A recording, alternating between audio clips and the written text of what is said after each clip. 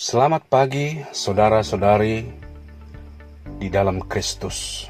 Renungan kita pagi ini adalah bab 4. Manusia perlu dua kelahiran. Nikodemus terkejut ketika Yesus menekankan bahwa dia perlu dilahirkan kembali. Bagi Nikodemus, kedengarannya aneh sekali karena segala sesuatu di dunia ini hanya sekali saja dilahirkan. Mari kita baca Yohanes 3 ayat 6-9 yang menerangkan bahwa kita perlu dilahirkan kembali.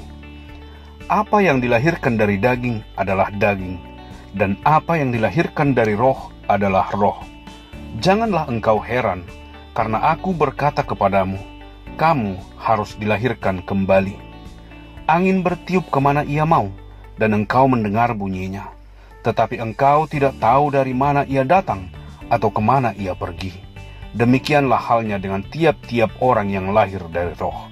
Nikodemus menjawab katanya, bagaimanakah mungkin hal itu terjadi?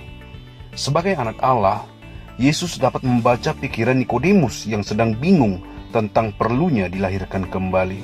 Yesus berkata, apa yang dilahirkan dari daging adalah daging, dan apa yang dilahirkan dari roh adalah roh.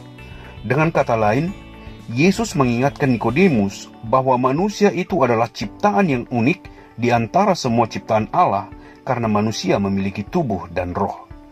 Oleh sebab itu, manusia tidak merasa berdosa makan daging hewan, tetapi manusia akan merasa berdosa sekali jika makan daging manusia, karena manusia secara naluriah memiliki roh, sementara binatang tidak.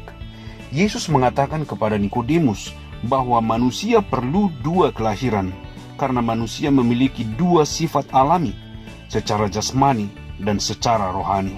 Secara jasmani kita dilahirkan oleh ibu kita ke dalam dunia ini, tetapi jika kita ingin masuk ke dalam dunia rohani Allah, maka kita perlu dilahirkan kembali oleh Roh Kudus sehingga kita dapat masuk ke dalam dunia Allah. Penjelasan ini tampaknya memuaskan Nikodemus. Kemudian Nikodemus membayangkan bagaimana ia dapat dilahirkan kembali. Nikodemus mulai berpikir, apakah dilahirkan kembali itu ada hubungannya dengan ritual keagamaan seperti yang sudah dialaminya? Apakah dilahirkan kembali yang dimaksud Yesus ini mengacu kepada baptisan? Apakah mengacu kepada perlunya belajar agama? Ataukah maksud Yesus di sini merujuk kepada fenomena supranatural seperti bahasa lidah? Sekali lagi, Yesus sebagai anak Allah dapat membaca pikiran Nikodemus dan menjawab pertanyaan-pertanyaan yang tersembunyi dalam pikirannya. Yesus berkata kepada Nikodemus bahwa kelahiran yang kedua ini tidak terlihat, sama seperti angin yang tidak terlihat. Sementara baptisan, kelas katekisasi, atau bahasa roh itu dapat dilihat dan dapat difoto atau di video. Kelahiran kedua adalah oleh Roh Kudus dan sifatnya tidak terlihat, tidak bisa difoto atau divideokan. Kemudian Yesus menjelaskan efek samping dan kegunaan angin. Ketika angin berhembus, kita dapat mendengar suara daun yang gemerisik. Kita juga dapat melihat senyuman orang-orang yang menikmati hembusan angin sepoi-sepoi. Tetapi tidak ada yang bisa melihat angin itu. Kita bisa bayangkan betapa hidup ini akan sangat tidak menyenangkan tanpa angin atau kipas angin. Demikian juga satu kehidupan tanpa dilahirkan kembali akan menjadi kehidupan yang muram dan tanpa sukacita. Ini menggambarkan betapa bahagia dan menyenangkan hidup ini dengan kelahiran yang kedua. Meskipun kita tidak dapat melihat cara kerja kelahiran kedua, namun kita dapat melihat efek atau akibat dari kelahiran kedua tersebut. Seorang pria yang telah mengalami kelahiran kedua akan menjadi suami yang lebih baik, ayah yang lebih baik, pekerja yang lebih baik, tetangga yang lebih baik, dan anggota gereja yang lebih baik. Wanita yang telah mengalami kelahiran kedua akan menjadi istri yang lebih baik, mama yang lebih baik, ibu rumah tangga yang lebih baik, tetangga yang lebih baik, anggota gereja yang lebih baik. Pemuda yang dilahirkan kembali akan menjadi anak yang lebih baik, murid yang lebih baik, teman sekelas yang lebih baik, dan anggota kelompok pemuda yang lebih baik.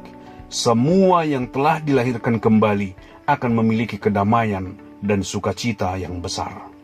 Nikodemus ingin dilahirkan kembali. Selama ini Nikodemus gigih mengikuti ritual keagamaannya, tapi ternyata itu sangat membosankan, membebani, dan tanpa gairah.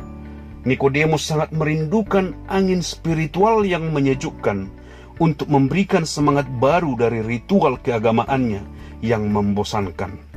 Nikodemus ingin dilahirkan kembali oleh Roh Kudus, sehingga Nikodemus dapat meninggalkan dunia keagamaan dan masuk ke dalam dunia kerajaan Allah. Namun Nikodemus tidak tahu bagaimana caranya. Apakah keagamaan Anda juga membosankan, memberatkan, dan membuat Anda muram? Hidup tanpa angin terasa gerah dan gersang. Demikian juga hidup tanpa dilahirkan kembali terasa sesak dan menakutkan. Terima kasih saudara-saudari sudah mendengarkan. Sampai berjumpa esok hari. Tuhan memberkati.